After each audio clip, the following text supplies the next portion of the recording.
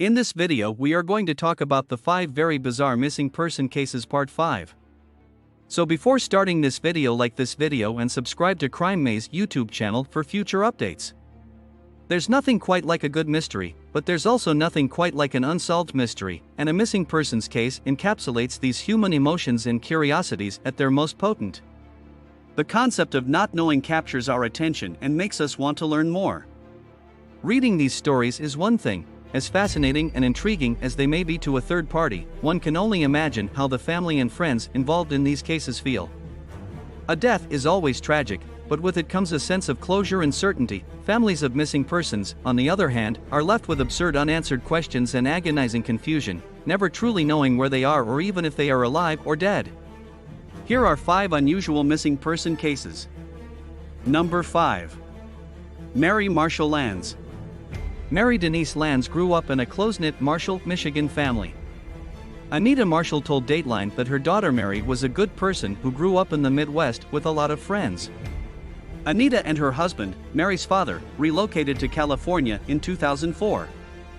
Anita claimed she begged her grown daughter Mary, who had her own family, to accompany them west. Mary, 39, was living with her fiancé Christopher Pratt at the time.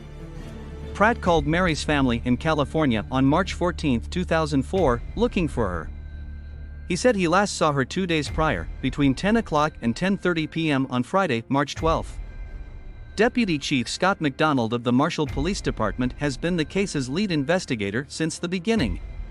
Pratt told authorities Mary left their home after they got into an argument, according to Deputy Chief McDonald. She departed wearing only her purse and wearing medical scrubs and a leather jacket. Mary left her mobile phone and the keys to her new Dodge Durango, according to Pratt. Authorities began searching for Mary's last known location. Security footage discovered by Marshall Police on March 12 around 6:30 p.m. showed Mary at the Marshall Party Store, about 4 hours before her fiancé said he last saw her. Mary went to the party store before meeting Pratt at a nearby tanning salon, according to Jim Carlin, the family's private investigator. According to witnesses interviewed by the private investigator, the couple was heard arguing in the salon and as they left. According to private investigator Carlin of Dateline, Mary had plans to meet up with a friend that evening. According to Carlin, when the friend arrived at Mary's house to pick her up, Pratt informed them that Mary was no longer available to go out. Following Mary's disappearance, police questioned Christopher Pratt, according to Dateline. Christopher grew quiet after initial questioning, and the Marshall Police Department stated that they have not heard from him or had any contact with him since April of 2004. Number 4. Mayumi Erisher. Mayumi Erisher, a 27-year-old housewife, claimed to be meeting a female friend she had known during her school years on September 2, 1994. However, the following day, said friend clarified that Mayumi never met up with her. Mayumi, on the other hand, did not return home, leaving her newborn son behind. For many years, nothing happened with the case until a 2011 interview on Super J Channel, a show produced by Asahi TV, revealed an eerie tension in the Erisher family. A piece of paper taped to the bookshelf behind Mayumi's father during his interview may be seen in the background. "Don't trust anything Yoko says," the note warns. Mayumi's younger sister is Yoko. Yoko described the situation around Mayumi before the father was interviewed. Mayumi allegedly informed her on September 2, 1994, that she would be meeting up with a certain classmate. However, the classmate denied making such preparations. Instead, Yoko discovered a note in her clothes, which she assumed was left by Mayumi. She was supposed to meet up with another student, but was betrayed, according to the note. The note had a phone number on it that belonged to said classmate. When Yoko dialed the phone, the classmate confirmed that Mayumi had really met them. After that, Yoko claimed she hired a private detective to track out the classmate. On March 9, 1995, a lead appeared when the classmate was seen entering the woods with 2 beers, but a following search found no results. Later, Yoko Ono is said to have gone missing. Mayumi's contact information on the Missing Persons Search Support Association of Japan has been destroyed in 2015, according to some netizens. Number 3. Jody Huisentruit. The strange disappearance of a young KIMT, a CBS affiliate in Mason City, Iowa, anchorwoman called Jody Huisentruit in the mid-1990s shook the country.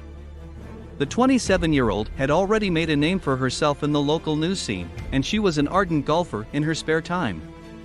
In a new edition of 2020 titled Gone at Dawn, ABC revisits the subject of Jody's disappearance. The network will use specialists, law enforcement, and a range of evidence-based sources to piece together a clearer picture than ever before of what happened on the day of Jody's disappearance.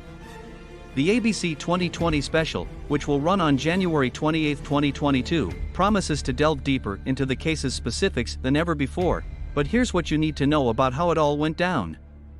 Authorities believe Jody was abducted on June 27, 1995, shortly after 4 a.m. local time, as she walked towards her red Mazda Miata, which was parked in a lot near her apartment complex.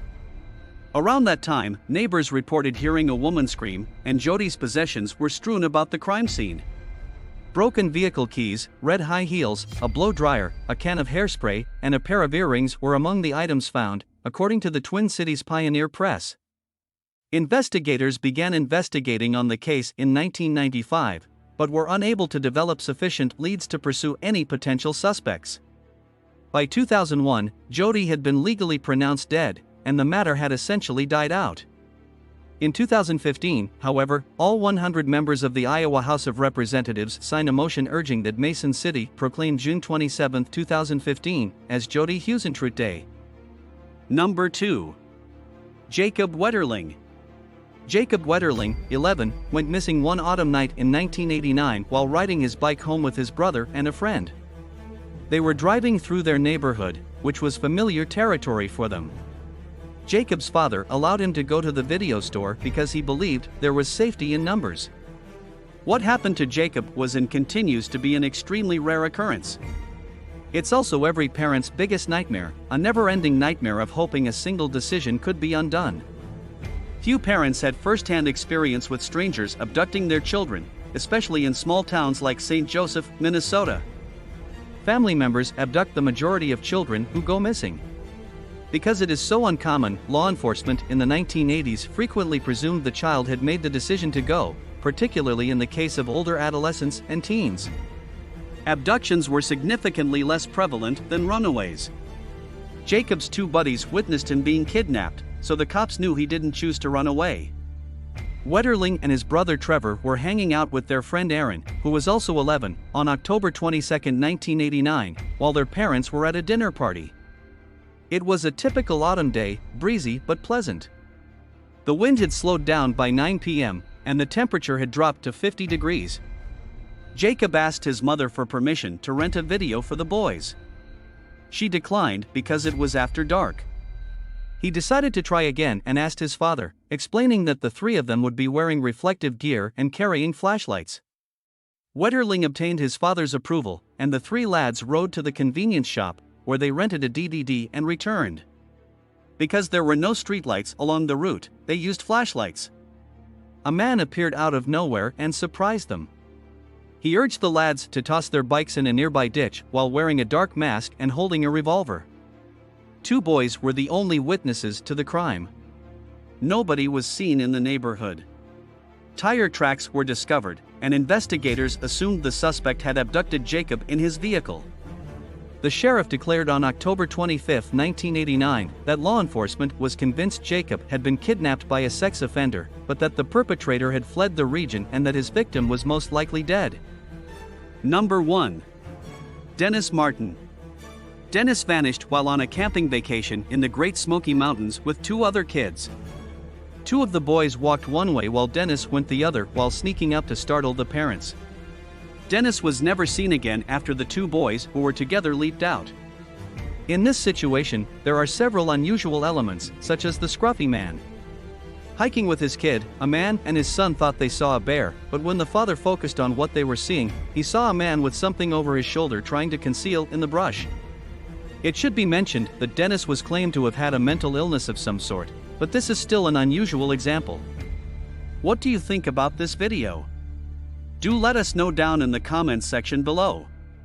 If you enjoyed this video and want to hear from us again, be sure to hit that subscribe button before you go.